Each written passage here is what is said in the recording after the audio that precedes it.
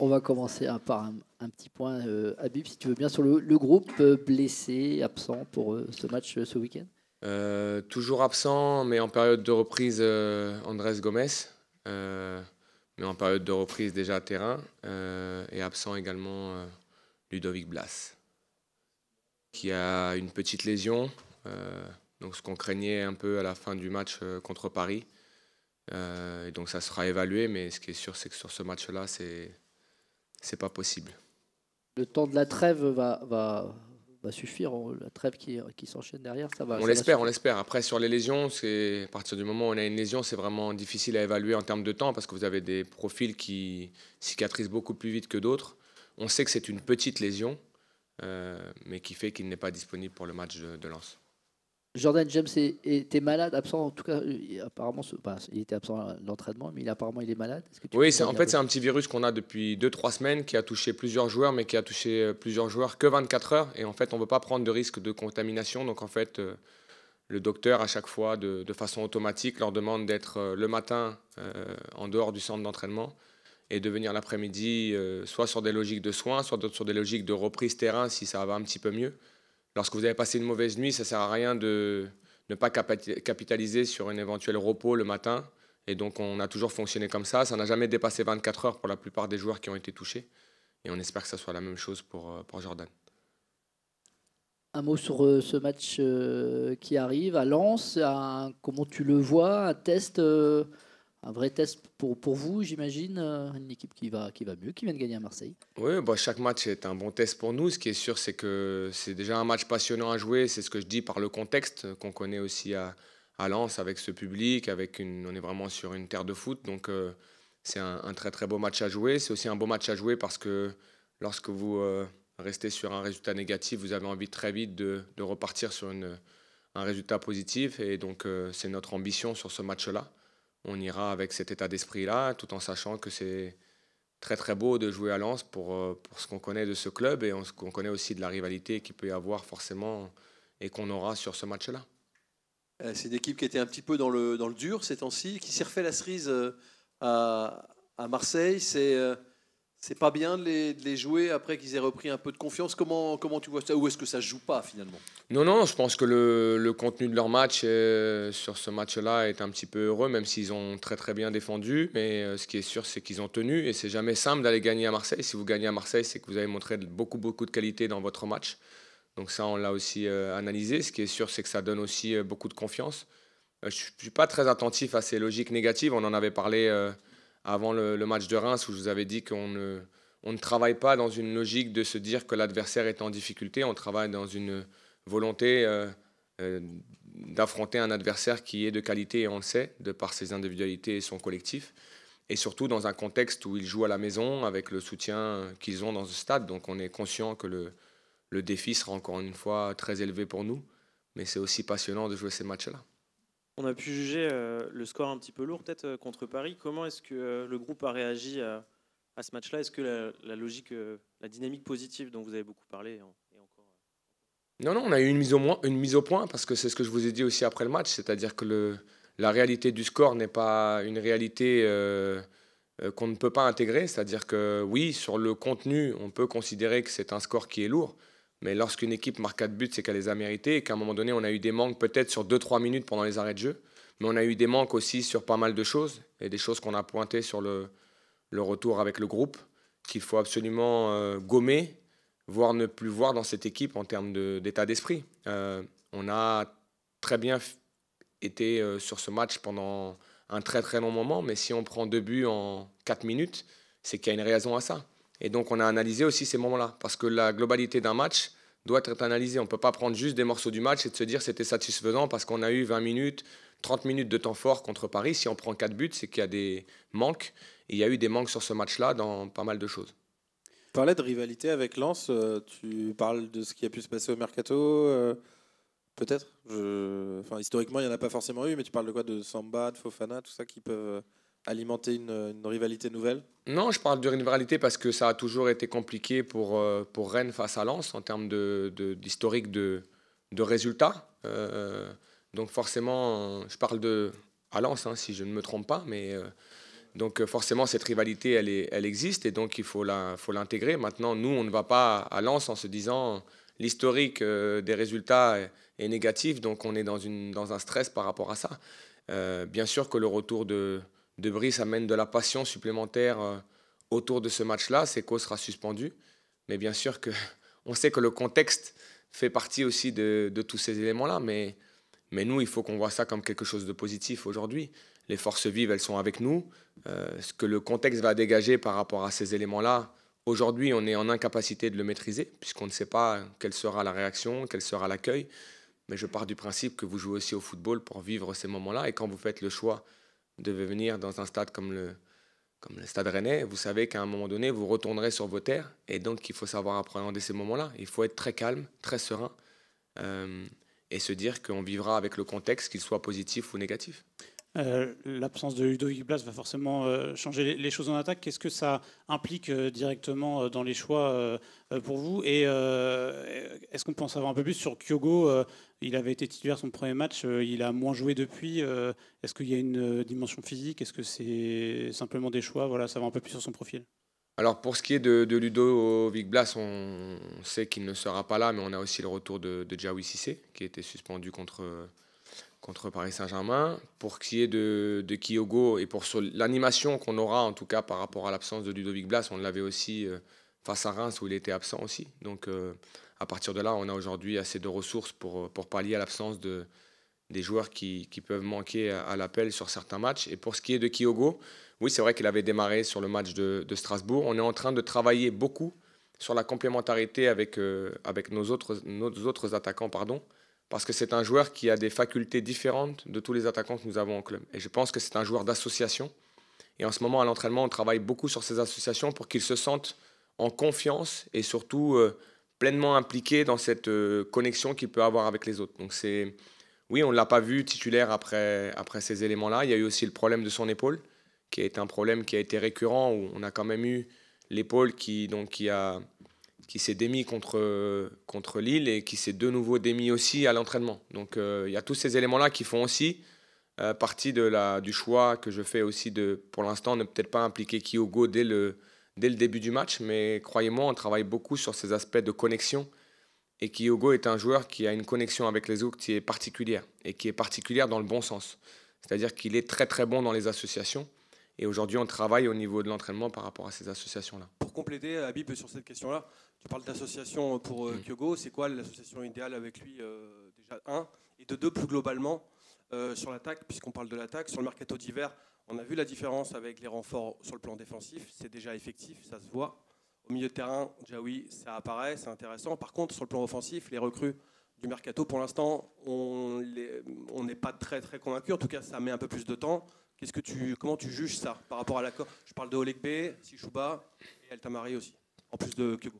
Alors pour Kazim et Sishuba sont plus des joueurs de côté. Et aujourd'hui, on joue avec deux attaquants un petit peu plus axiaux. Et donc forcément, même si Kazim est capable de jouer aussi sur ce poste d'attaquant, il a la capacité de jouer dans un demi-couloir à l'intérieur.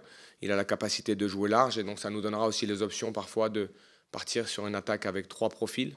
Et donc 2 profils côté et peut-être un profil plus axial. Quant à Kyogo, c'est un joueur qui a besoin d'avoir un point de fixation parce que c'est un joueur qui est très mobile, qui se déplace parfaitement bien autour d'un attaquant. Ce que peut faire aussi un joueur comme Kali, parce que dans le profil, on va penser à Kader Maïté, qui est lui ce point de fixation.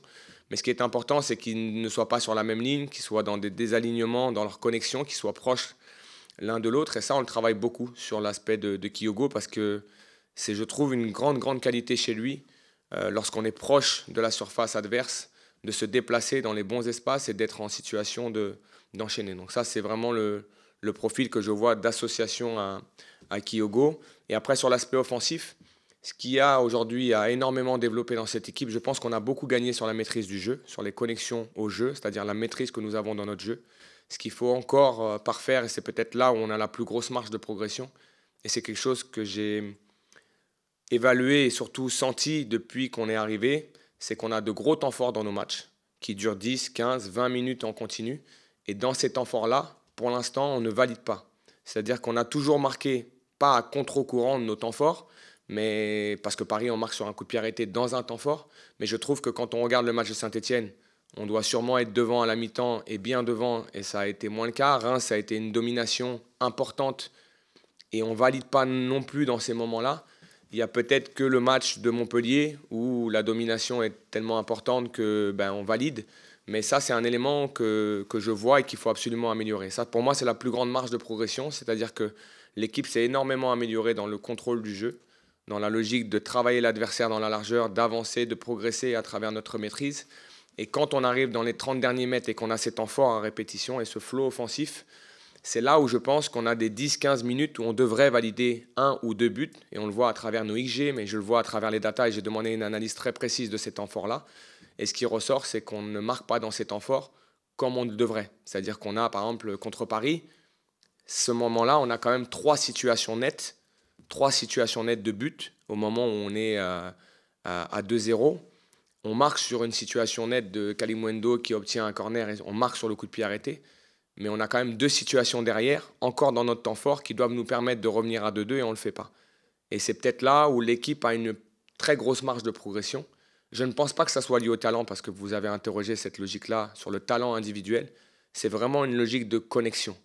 Et quand on regarde par exemple ce qui s'est passé avec Kader et Kali, on a de temps en temps les appels sur la même ligne, on a ce manque de coordination dans le fait de qui attaque le premier poteau, qui vient en retrait. Et vous avez 2 centres de Dolores Ancillon, si on est bien dans les déplacements, il y a de grandes chances qu'on marque. Donc ça, c'est un élément qu'il faut absolument enrichir à l'entraînement. On l'a beaucoup travaillé cette semaine et on progresse. Mais vous savez, encore une fois, je ne dis pas que c'est facile d'organiser une équipe défensivement. Mais le plus difficile, c'est cette notion des 15-20 derniers mètres sur la finition, qui sont des logiques de précision très importantes sur l'entraînement. Et je suis d'accord avec vous, et parce que vous m'avez questionné là-dessus, et j'en suis très conscient, c'est l'immense marge de progression que nous avons dans cette équipe. Parce que je trouve qu'elle a énormément progressé sur la maîtrise. C'est-à-dire que pendant 20 minutes, on est plus fort que le Paris Saint-Germain. Il faut qu'on en soit conscient dans la maîtrise, dans ce qu'on leur impose. Ça ne dure que 20 minutes, mais ces 20 minutes-là ont dû nous permettre de valider.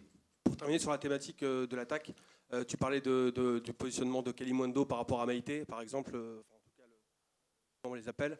Dans le cas d'une attaque à 3, est-ce que ça forcerait Kali forcément à jouer un peu plus sur un côté?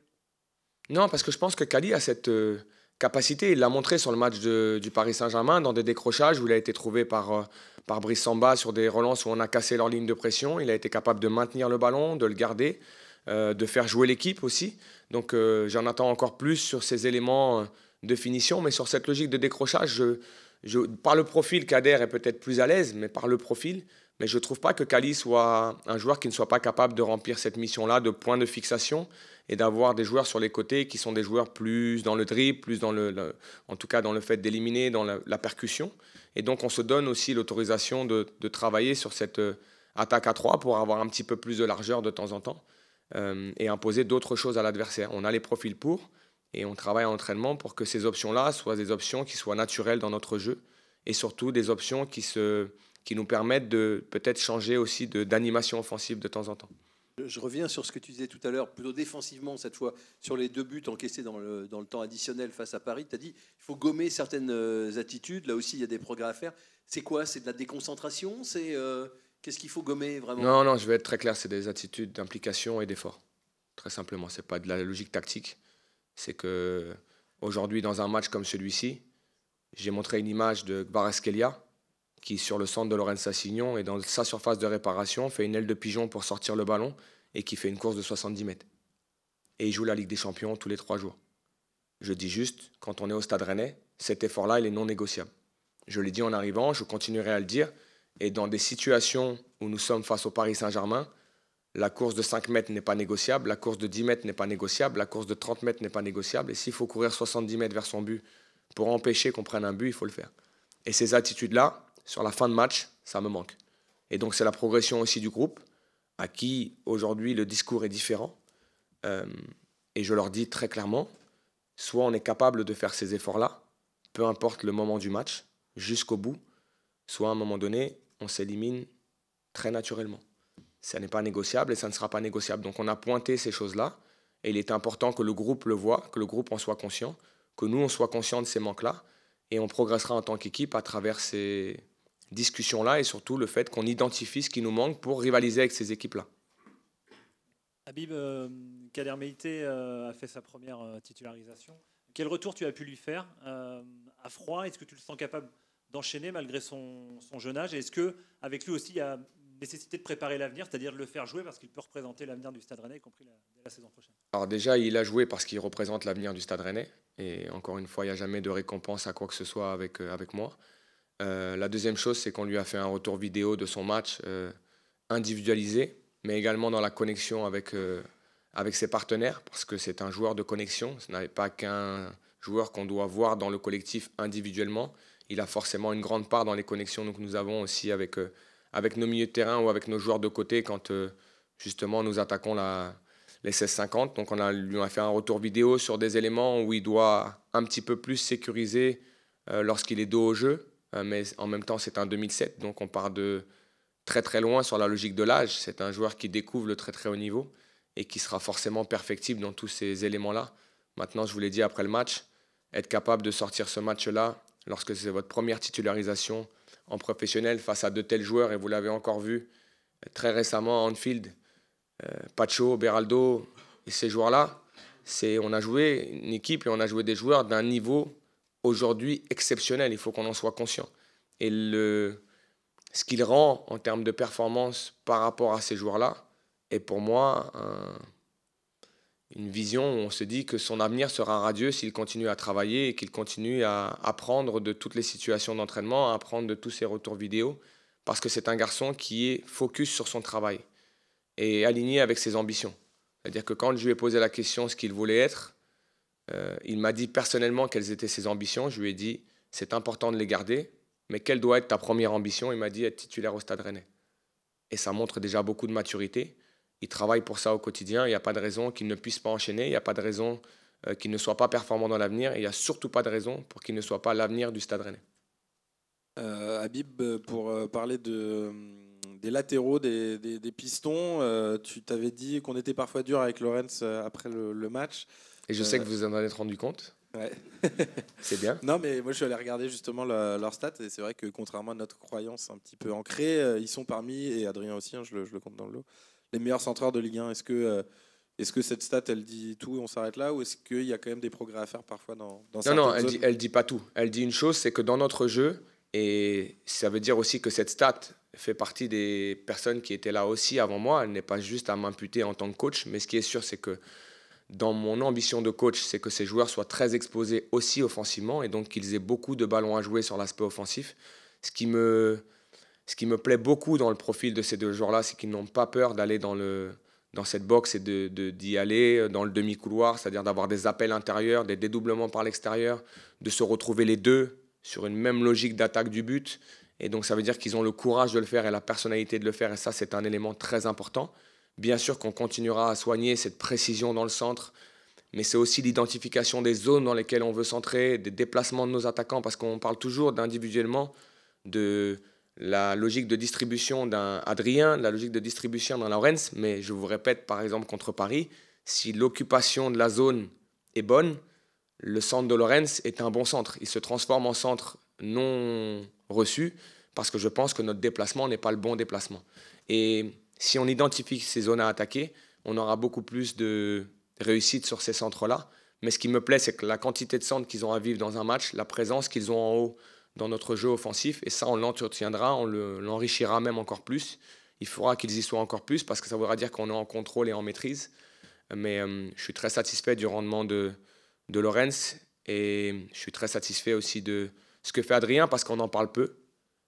Mais je peux vous garantir que c'est un bonheur de l'entraîner au quotidien, et je dis bien un bonheur qui ne se mesure pas, d'avoir un garçon comme ça à mes côtés, je dis bien au quotidien, et de l'avoir dans les matchs au niveau où il est, de le voir prendre autant de plaisir. On est tous perfectibles, moi le premier, mais c'est une vraie satisfaction de voir ces garçons-là au niveau qu'ils affichent actuellement, même si, encore une fois, on travaillera sur cette logique de précision, parce qu'ils doivent être exigeants avec eux-mêmes, mais je pense qu'ils le sont, puisque vous avez discuté avec eux. Et nous, on devra faire en sorte que ces situations offensives se multiplient de plus en plus. Pour te relancer juste sur Lorenz, désolé, tu parlais d'Adrien. Des fois, on se dit que sa marge est très grande finalement, et quand on voit son volume, il doit faire partie des meilleurs latéraux de Ligue 1. S'il gomme ça, non? Est-ce que c'est l'enjeu peut-être pour lui? Enfin, s'il gomme, s'il arrive à... Tu parlais, il y a les déplacements des attaquants aussi, mais des fois, il y a peut-être des pertes de balles un peu avant la position de centre pour lui. Il a un volume extraordinaire quand on voit les courses. Déjà, c'est un athlète de très très haut niveau, et vous avez raison d'en parler. Ce qui est intéressant avec Lorenz, c'est que c'est quelqu'un qui aime le football, c'est quelqu'un qui aime l'entraînement, c'est quelqu'un qui aime être sur le terrain, qui prend beaucoup de plaisir, mais qui doit encore travailler sur ses orientations, par exemple, qui sont un énorme facteur de progression pour lui, où il a tendance à être sur des prises fermées, et ça lui ferme parfois l'opportunité sur un contrôle de faire une différence, sur peut-être un contrôle et une passe, d'aller jouer vers l'avant et d'avoir un rayon d'action qui soit plus important dans la distribution qu'il doit avoir avec ses partenaires. Donc on travaille beaucoup sur ces logiques d'orientation qui sont, à mon sens, pas encore optimisées pour qu'il soit en fait dans son meilleur potentiel, c'est-à-dire aller dans cet athlète qu'il est capable de répéter les efforts à très très haute intensité. Et il a encore quelques moments où il est très très sûr de sa vitesse, très très sûr de sa puissance, et on est dans des retours d'urgence. Et je sais de quoi je parle parce que j'étais aussi ce joueur-là. C'est que quand vous allez très très vite, vous avez confiance en cette vitesse, et votre placement, par moment, est dans la confiance de cette vitesse-là. Sauf qu'au très très haut niveau, s'il vous manque une demi-seconde, il vous montrera peut-être la moitié d'une demi-seconde à l'arrivée. Et donc il faut qu'il soit dans cette logique de « je me replace », et ensuite la vitesse, l'aspect athlétique, l'intelligence de placement fera le reste. Si vous êtes toujours dans des retours d'urgence, à un moment donné, dans certaines situations, vous serez piégé parce que le jeu va très très vite aujourd'hui. Et les joueurs de côté ou ces joueurs-là sont de plus en plus forts. Et je vous donne l'exemple du premier but, même s'il y a, à mon sens, une situation d'arbitrage. On est complètement à l'arrêt et la seconde de retard qu'on a sur la première situation, en fait, on l'a à l'arrivée. Et même si on va très vite et même si on est capable d'aller très très vite, alors que si on a cette logique de replacement très rapide, peut-être que le duel qu'on doit jouer avec Barcola à ce moment-là est un duel à égal et qui se serait joué sur la logique de vitesse. Et tous ces petits moments de retard doivent être identifiés dans notre jeu pour que ces joueurs-là maximisent leur potentiel. Pour parler de... Habib, après le match à Lens, il y aura une trêve et la fin de saison arrivera vite. Est-ce que cette trêve peut être propice pour discuter aussi avec la direction de la suite vous concernant? Est-ce que vous avez déjà un souhait qui s'est dessiné? Est-ce qu'il y a eu des discussions qui ont commencé à avoir lieu? Non, il n'y aura pas de discussion. Et j'ai bien dit quand j'ai signé au Stade Rennais que mon avenir ne serait posé qu'à la fin des 34 journées. Et il n'y a en aucun cas nécessaire ou il n'y a aucun cas une envie de ma part de discuter avant ça. La mission est claire et je veux aller au bout de cette mission-là et on aura le temps de s'asseoir lorsqu'on aura fait le travail comme on veut le faire. Il n'y a surtout pas de nécessité de le faire trop vite. J'en ai pas envie. Je pense que le club vous diront les réponses qu'ils ont envie de vous donner, mais j'ai envie d'être focus sur l'équipe et la progression de l'équipe. Il n'y a que ça qui m'intéresse aujourd'hui. Quant à la trêve, elle nous permettra de nous concentrer aussi un petit peu plus sur les joueurs individuellement, d'être aussi dans une évaluation de ce qu'on a fait depuis un petit peu plus d'un mois. Elle donnera aussi un peu de repos parce que l'intensité s'est élevée fortement depuis qu'on est arrivé. Et donc on est conscient qu'il y aura à un moment donné peut-être ce sas de décompression nécessaire pour assimiler tout le travail qu'on peut mettre en place au quotidien. Et c'est aussi une relation privilégiée que vous avez avec votre académie et de voir des joueurs qu'on n'a pas encore vus. Et c'est un bon moment parce qu'on en aura peut-être 4-5 qui viendront et qu'on pourra nous voir, qu'on pourra voir s'exprimer dans un cadre qui sera moins dans une pression d'une préparation de match. Et c'est des moments qui sont très intéressants à vivre pour un club comme le Stade Rennais. Tu as évoqué en quelques secondes l'arbitrage. Ça fait peu de temps que tu es là, mais tu auras eu 2 fois Vernis et 2 fois Frappard. C'est bizarre en termes de désignation. Alors, je ne sais pas si c'est une question ou une affirmation d'ailleurs que j'ai fait, mais c'est surtout une question piège. Non, mais en fait, je vous l'ai dit à la fin, j'ai un profond respect pour le corps arbitral et leurs décisions. On m'a demandé de m'exprimer sur celle qui a été prise par M. Vernis sur la situation. J'ai donné mon avis. Je ne reviendrai pas dessus parce que ça ne changera pas le débat. Et encore une fois, je vous le dis et vous le redis, nous avons besoin d'avoir tous les acteurs du jeu en confiance et en sérénité. Mon job, c'est de me concentrer sur le terrain et de ne pas revenir sur « je le ferai jamais » ou très rarement, sauf quand on me posera la question. Et donc, on est content de voir Mme Frappard sur ce match-là.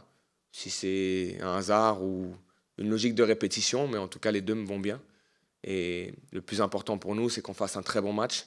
Et si on fait un très bon match, on est sûr que ça sera un arbitrage de très haut niveau aussi. En tout cas, la direction de l'arbitrage, elle n'est pas revenue sur cette décision de M. Vernis, elle est revenue sur d'autres choses, mais pas sur celle-là. Tu t'attendais peut-être à ce que maintenant c'est une nouveauté, on revient sur certaines... J'ai vu la même situation en Ligue des Champions. Le ballon avait été mis 1 mètre en avant, ça a été sifflé, le ballon est parti 1 mètre en arrière. Mais après, ça n'est que l'observation d'un amoureux du foot qui n'était pas dans une position d'entraîneur, qui était dans une position de spectateur du football. Je n'étais pas sûr qu'à 14h on aurait terminé, mais la liste est tombée. J'en profite, Désiré Doué a été appelé chez les Bleus. Toi, tu l'as pas connu ici, mais tu vois d'autres produits de la formation rennaise au quotidien. Tu dirais qu'elle a quoi de particulier, la formation rennaise, toi qui y es confronté? Est-ce qu'il y a quelque chose à part dans cette formation-là que Désiré représente aussi? Alors, je trouve qu'ils ont une perception du jeu. Et je ne parle pas de qualité individuelle, parce que ça, on sait tous que dans la formation aujourd'hui au très très haut niveau, en général, un joueur qui est amené à apparaître avec les pros très tôt sont des joueurs qui sont doués techniquement ou qui ont des aptitudes bien au-dessus de la moyenne.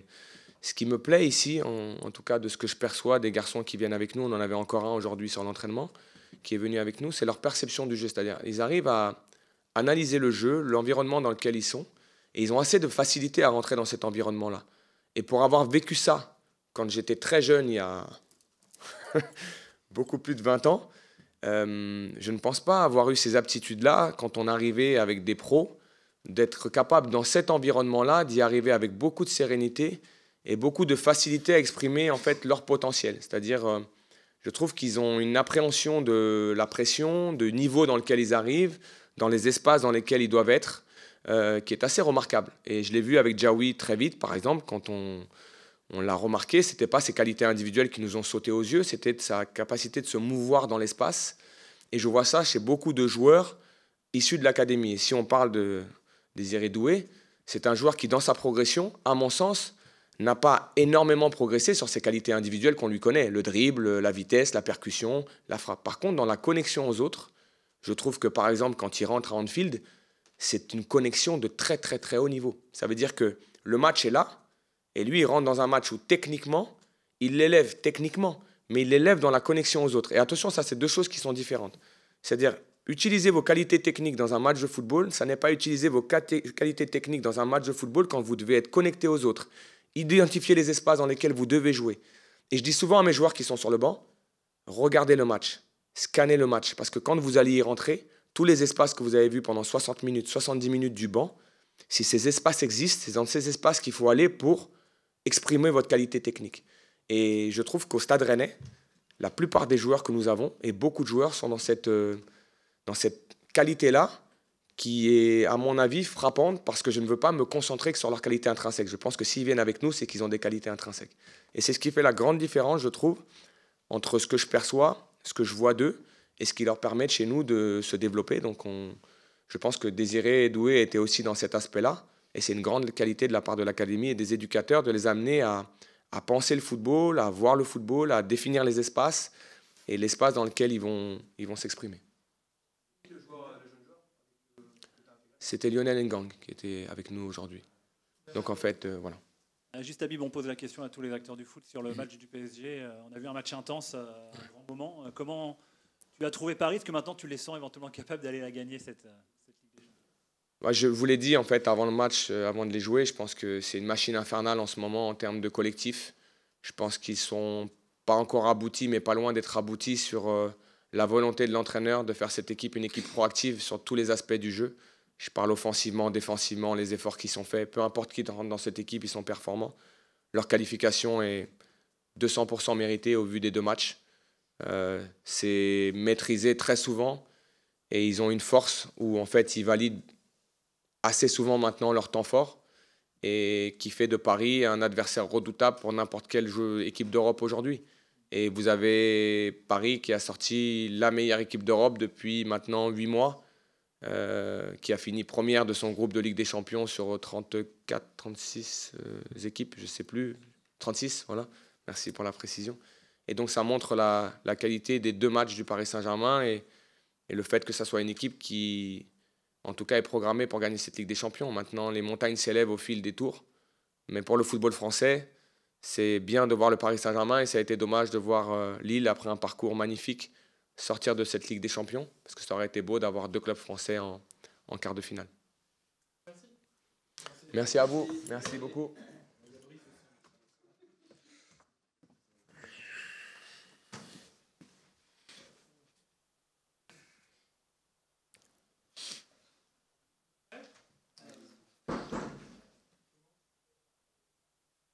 Bonjour Anthony. Bonjour. Déjà, puisque c'est la première fois que tu viens en conférence de presse quand tu es arrivé au mercato d'hiver. On sait que c'était un peu particulier le mercato d'hiver, enfin, en tout cas le process de ton arrivée ici. Tu étais la priorité du club au départ. Stuttgart avait bloqué. Finalement, ça a pu se faire en toute fin de mercato. Comment tu avais vécu ce mois de janvier? Est-ce que tu étais sûr d'arriver à Rennes finalement dès qu'il y a eu la prise de contact? Non, j'étais pas sûr parce que bon, dans le foot, c'est toujours compliqué et le temps que tout le monde se mette d'accord, c'est des fois un peu long. Et ouais, donc il y avait une prise de contact assez tôt au mois de janvier, mais voilà, Stuttgart ne voulait pas forcément. On avait aussi la Ligue des Champions qu'on jouait à ce moment-là et l'élimination a été un facteur aussi important de ma venue à Rennes. Donc je sais pas si on avait été encore en course, je serais venu et du coup, après qu'on se soit fait éliminer par le PSG, c'est là où les choses ont vraiment accéléré. T'as hésité. Bonjour. Bonjour. T'as hésité longtemps. Qu'est-ce que ça représentait pour toi le Stade Rennais? Où est-ce que tu te situais? Ben, moi, depuis que voilà, je suis en Allemagne, je suis très content de ce que j'ai fait, de l'aventure que j'ai fait là-bas. Mais mon idée a toujours été quand même de rejoindre un grand club français. Je préférais, on va dire, écrire l'histoire du championnat français plus que l'histoire du championnat allemand. Donc, je me suis servi de Stuttgart pour vraiment prendre beaucoup d'expérience et apprendre de nouvelles choses. Mais dans ma tête, il y a toujours eu cette envie de revenir en France. Et donc, quand l'opportunité du Stade Rennais est arrivée, c'est vrai que ça correspondait un peu à ce que je voulais. Donc, on a réfléchi à la probabilité. Après, il y avait plusieurs choses qui rentraient en compte à ce moment-là. Le mercato d'hiver, c'est un peu compliqué pour changer de club et tout ça. Donc, je n'étais pas forcément sûr que ça allait se faire. Mais du coup, voilà, de mon côté, j'avais envie de venir. Donc, je pense que déjà, ça a aidé pour venir dans un club. Et après, comme j'ai dit, avec l'élimination, on a pu faire accélérer un petit peu les choses. C'est le choix qui pouvait paraître étonnant, de quitter une équipe européenne pour arriver dans une équipe qui était en pleine crise quand même quand tu as signé. Ouais, c'est sûr, mais j'ai vu la possibilité plus sur le long terme en fait, parce que ouais, je parle un peu trop proche, non? Excusez-moi. Ouais. C'est bon ou pas? C'est bon? Et je voyais plutôt les choses en fait plus sur le long terme. Et je connais pas mal le Stade Rennais de par son histoire et ses dernières saisons. Et je sais que c'est un club qui a les moyens, qui a l'ambition d'être au haut du tableau. On voit notamment aussi avec les recrues qu'ils ont fait, avec le nouveau centre d'entraînement qu'on a aussi, ça c'est des choses importantes pour le travail au quotidien. Et donc je me suis dit, c'est vrai que sur cette fin de saison, ça va être peut-être un peu plus compliqué que si j'étais resté en Allemagne, à Stuttgart. Mais j'ai vu la chose sur le long terme et sur les prochaines saisons. Et j'espère que dès l'année prochaine, on pourra justement se battre avec les meilleurs au championnat. C'est quoi la différence entre le Anthony Rouault de Toulouse qui se révèle en Ligue 1 tout jeune, bon t'es encore jeune, mais celui de maintenant qui est aujourd'hui au Stade Rennais? Eh bien, un joueur qui a découvert déjà un nouveau championnat, la Bundesliga, et pour les défenseurs, c'est un championnat qui est assez exigeant parce qu'il y a beaucoup d'espace, beaucoup de duels. Donc déjà sur ça, je pense que j'ai pas mal progressé. J'ai joué aussi une 50aine de matchs, donc beaucoup plus d'expérience. J'ai joué la Ligue des Champions, donc voilà, j'ai affronté de belles équipes. En France, il y en a aussi, mais quand tu affrontes le Bayern, Leverkusen, Dortmund, voilà, c'est plein de belles équipes où tu apprends beaucoup. Et je pense que sur cette année et demie que j'ai fait là-bas, j'ai beaucoup appris, j'ai évolué, j'ai joué encore à un plus haut niveau. Et c'est toute cette expérience-là que j'ai pris avec moi pour l'apporter ici. Il y a eu la découverte d'un nouveau club, mais il y a aussi des nouveaux partenaires de défense, des joueurs qui, bien qu'ils aient connu le Stade Rennais, n'ont pas forcément beaucoup joué ici. Est-ce que c'est plus simple finalement parce qu'on est tous dans la même galère quand on arrive tous en même temps, ou est-ce que c'est beaucoup plus compliqué au contraire? Bah justement, là, il a fallu créer. On repartait un peu tous de zéro parce que même les joueurs qui étaient là, c'était un nouveau coach quand même qui est arrivé. Donc on est un peu tous repartis de zéro à ce niveau-là. Il a fallu qu'on prenne tous nos marques, qu'on fasse tous connaissance et aussi voir ce que le coach nous demandait.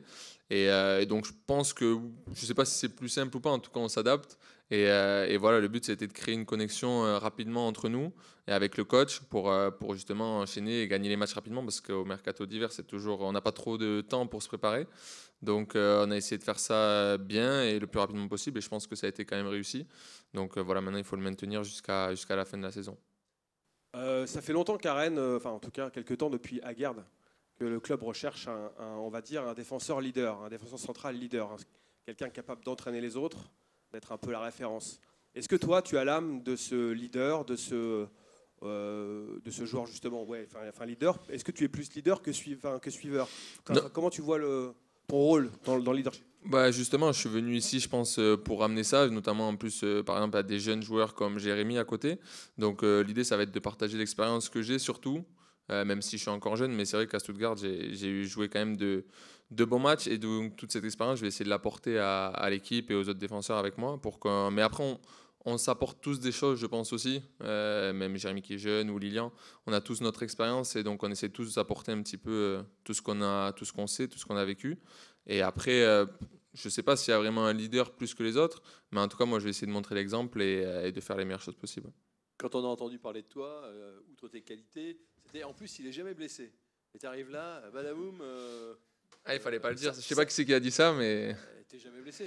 Rarement. J'ai eu quelques petites blessures, mais on va dire que c'est jamais très long. L'avantage que j'ai, c'est jamais très long. Donc, parce qu'en Allemagne, je me suis quand même cassé le nez, cassé la mâchoire. Donc, mais c'est des blessures souvent qui sont plus dues à autre chose qu'à mon physique. Donc, c'est peut-être ça. On va dire que j'ai jamais eu je touche du bois, mais jamais eu des déchirures, de choses trop longues. Donc voilà, là, malheureusement, à partir du deuxième entraînement, je me suis blessé. Mais maintenant, c'est fini. Ça a pris 3 semaines et j'espère que ce sera les seules 3 semaines que je vais rater ici.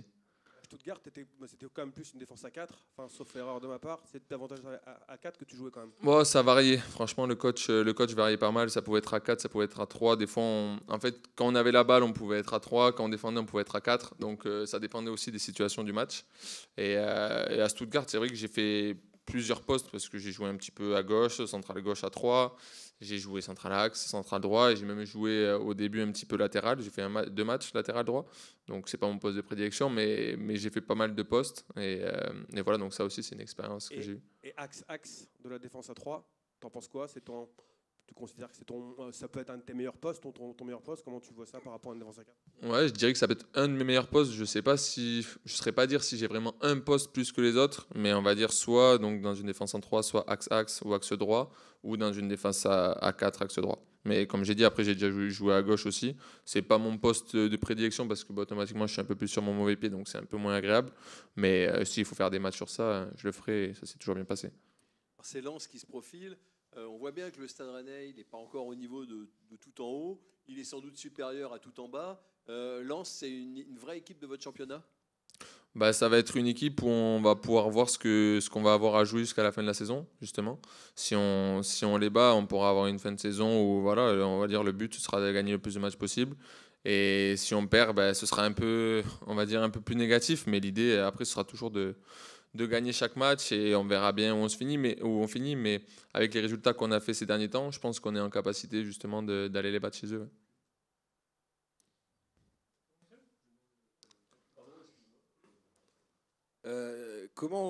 Est-ce que vous voyez encore des perspectives vers le haut dans ce championnat? Le week-end dernier fait qu'il y a 11 points avec la 7e place potentiellement européenne. Est-ce que vous arrivez quand même encore à vous dire qu'il y a des choses faisables ou vous le voyez différemment? Franchement, on ne se pose pas forcément la question. Nous, on essaie justement de gagner le plus de matchs, de créer une équipe et une cohésion avec tous les nouveaux joueurs et de prendre du plaisir tous ensemble. Et je pense que voilà, si on arrive à ça, on va prendre du plaisir et puis on verra. Si on arrive à gagner le maximum de matchs, on verra où on finit. Mais entre nous, on ne se fixe pas d'objectifs, on n'en parle pas plus que ça. Le but, c'est d'aller battre Lens et puis après, on verra après la trêve.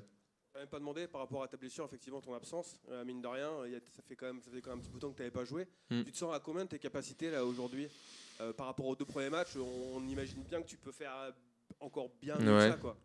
Ouais, c'est sûr, la blessure, ça m'a coupé un peu dans mon élan parce que on jouait régulièrement avec Stuttgart, donc on va dire que j'étais en forme. Et là, le fait de s'arrêter, surtout une cheville, même si là j'ai repris, des fois il y a des petits, on va dire que tout n'est pas parfait.